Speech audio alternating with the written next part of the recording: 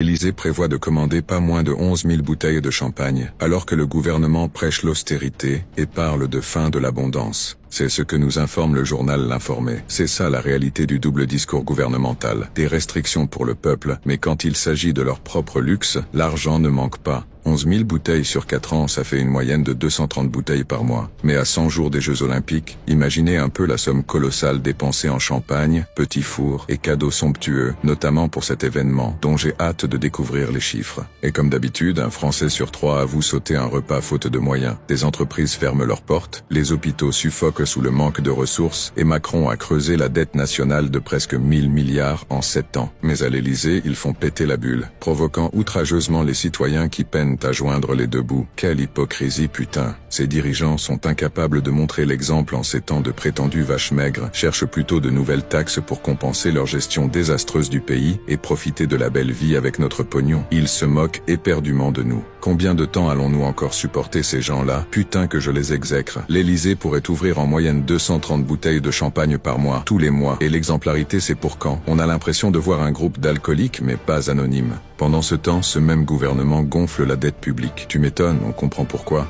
Mais bien sûr, c'est sur la santé, l'éducation, l'environnement et les chômeurs qu'il faut prétendument faire des économies. Ils se gavent et s'amusent, tout cela à nos frais. L'hôpital manque de moyens, la police, la justice, l'armée, l'école, les transports, tous asphyxiés. Nous sommes l'un des pays les plus taxés au monde. Mais bordel, où passe tout cet argent? Notre pognon est utilisé dans la corruption, dans les bouteilles de champagne et les petits fours, dans la guerre en Ukraine, dans leurs salaires. Quand va-t-on mettre un terme à ce cirque? Ne comptez pas sur nos chers députés, silencieux comme des tombes sur ces sujets, ne vous inquiétez pas, ils vont bien en profiter eux aussi, et jamais ils ne mettront fin à ces extravagances. Nous ne pouvons compter que sur nous-mêmes, pendant que sous le prétexte de l'inflation, c'est toujours sur les mêmes vaches à lait qu'on tire, sur nous. Ces gens-là se moquent ouvertement de notre gueule. Cette situation est intolérable et insoutenable. Quand allons-nous dire assez et reprendre le contrôle? Ce gouvernement n'est pas une administration, c'est une mascarade, une véritable organisation de malfaiteurs, au détriment du peuple.